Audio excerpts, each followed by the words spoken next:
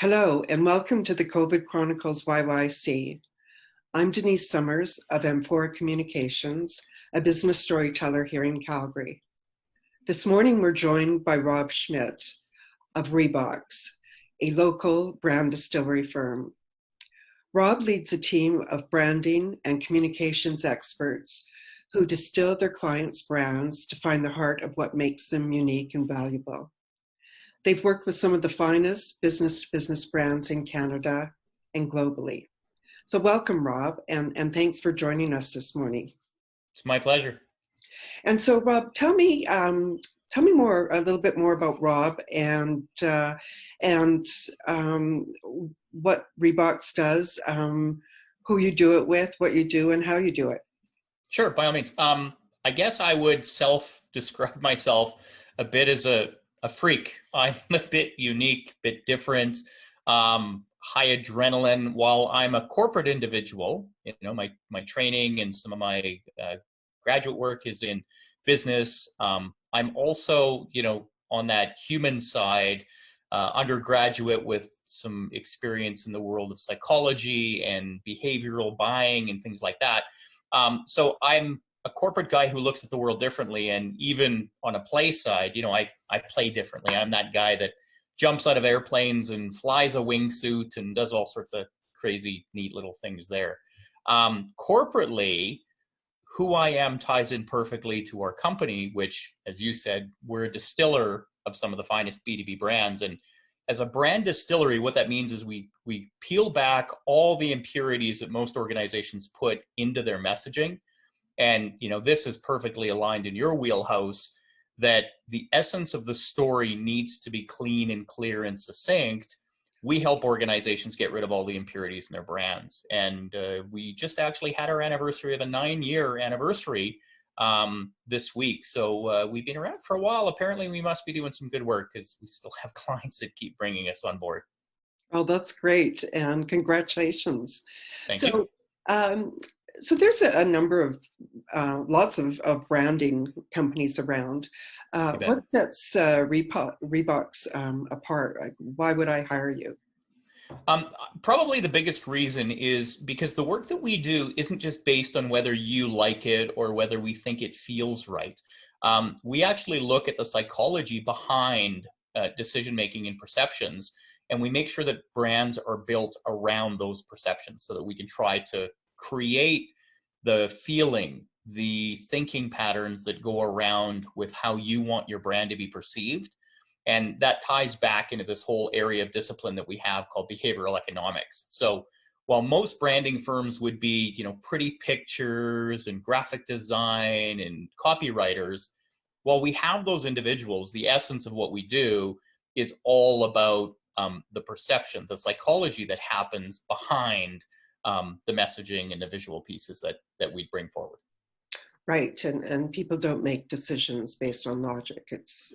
They make them based on emotion.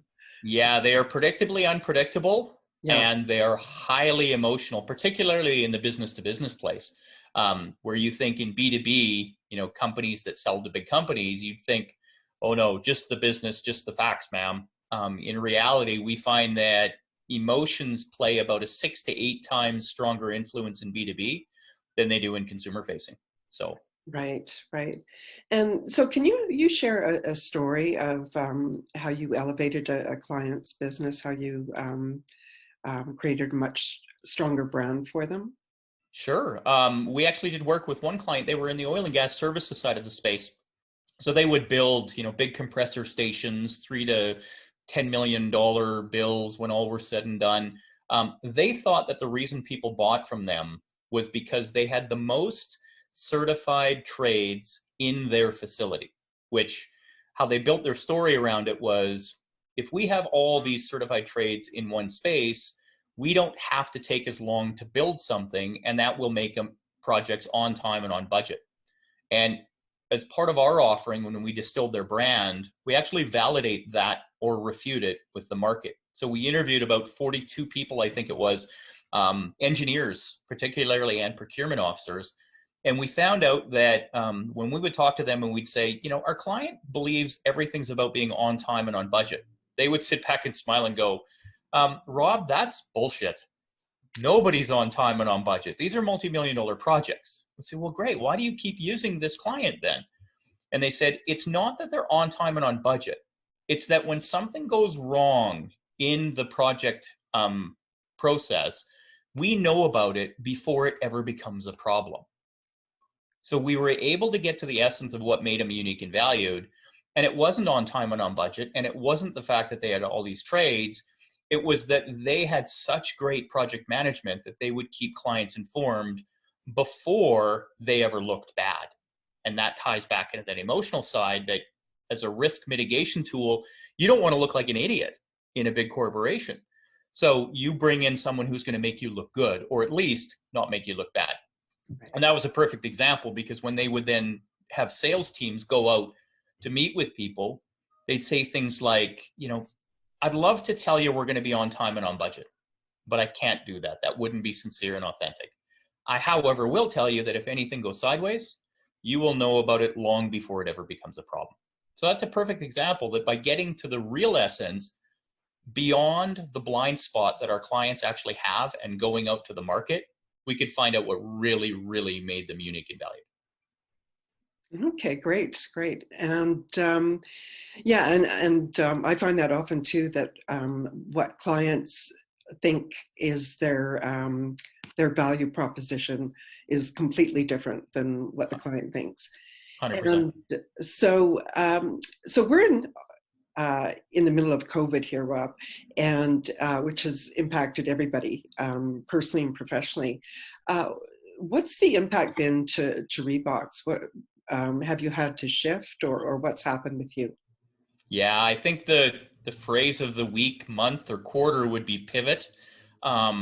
We've shifted our offering, not so much in what we do, but a lot in how we do it. And by that perspective, mostly with our clients themselves. So, here at my office, I'm the only person that usually shows up. There might be a couple of us. We've got a couple floors in our office, and we can still operate here, but I've got the majority of my team working from home. So that changes. We have clients that when we need to meet with a client, the question becomes, how do we meet with that client? How do we engage them? So we've all had to change how we do what we do. I think the big piece is that we just have to make sure we shift and do what works for both our clients and ourselves. And we've done that fairly well so far. Well, that's great. And you've also recently started a new podcast, Kill the Ad Man. And yes. Can you tell me a little bit about that? Yeah, Kill the Ad Man was a project that came about internally. I brought our team together and said, we've got to do a stronger job at helping create this momentum that we're trying to get people in charge of marketing and brand related work in corporations, mostly in the B2B space. We got to get them to move from bullet points on a PowerPoint to really try and figure out why them, what makes them unique and valued, what are the emotional responses they want from their market. So as we're trying to create that movement, we had a brainstorming session, and Kevin, my senior visual communications designer, came up with an idea of, why don't we do a podcast? And said, sure, I listen to podcasts. Everyone in our office listens to podcasts. So after a fair amount of collaboration, we came up with Kill the Ad Man, which how it's described is it's a podcast to help your brand suck less. And it's pretty straight and it's pretty direct. And we use a fair number of examples on the consumer side and the business side. We give some pretty, strong opinions in there as well, but we back it up with some science and some actual data that shows, hey, there's proof to what we're talking about. And so far, it's been fairly well received out in the market. Yeah, no, it's been great. I've listened to it. And so we are now at the point of reopening here in Calgary, and we're in phase 2, and it sounds like a lot of phase 3 will be implemented soon, and potentially almost full reopening soon. You've been in business for a long time. What advice do you have for small business owners right now? I would say that as a small business owner, some of the old phrases that, have been talked about forever are stronger than ever. Cash is king. Even though we're, for the most part, a cashless society today, if you don't have a debit that can tap, it's pretty tough for you to buy stuff.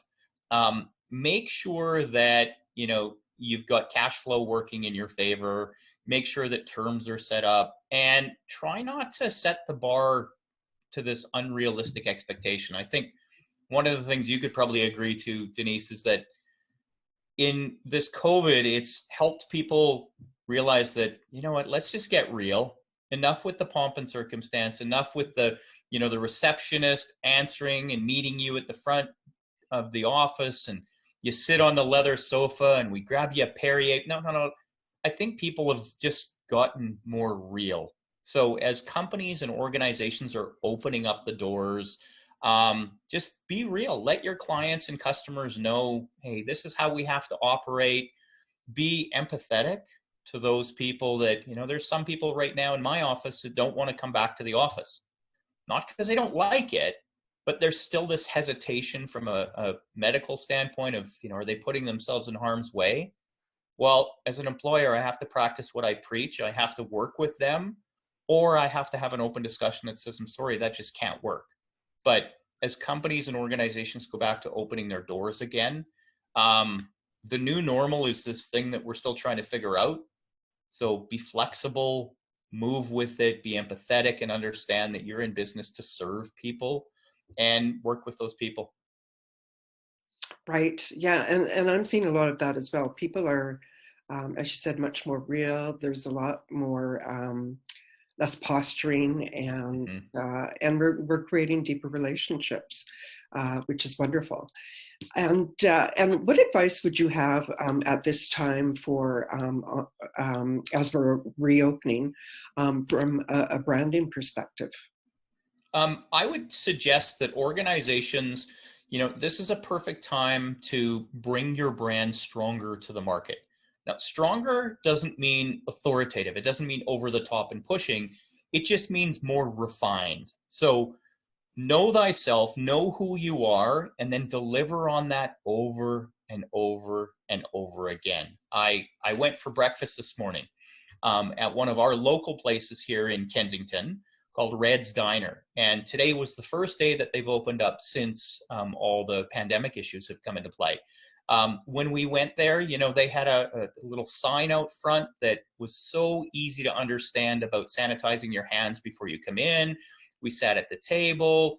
They made us feel like, yes, things are different in the sense of how they do what they do. Tables have been rearranged, things like that.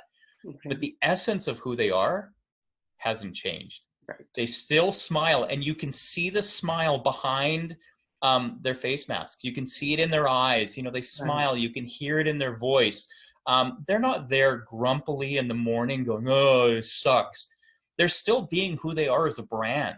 So as an organization opening your doors, be real, be who you are, live your brand every day. Yeah, there's stuff that's going on and we might have to wear a face mask, but organizations that do that really, really well, I think, are the ones that are going to connect with the audience. Those that try to be something they're not, or pretend that if they're concerned, they're not. I think people will look through it and their brands will be seen a little bit less clear than they should. Yeah, I see a lot of "I miss you," and I just find that not very genuine. And excuse me, going a bit hoarse here. And so, what opportunities do you see for ReBox in the future here? Is there anything that, as a result of COVID or how things have changed, that perhaps are opportunities you've never considered or never thought of? Sure.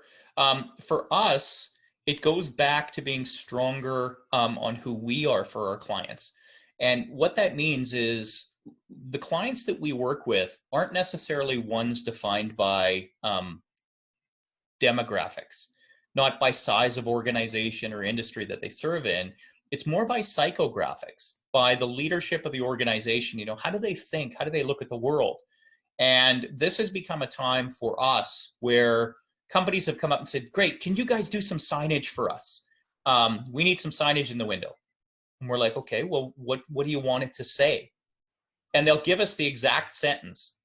Oh, they're really looking just for a graphic designer or a sign maker, which is not what we do. Right. So we tell them politely, we give them the name of some people that we know do that really, really well, and we hand it off.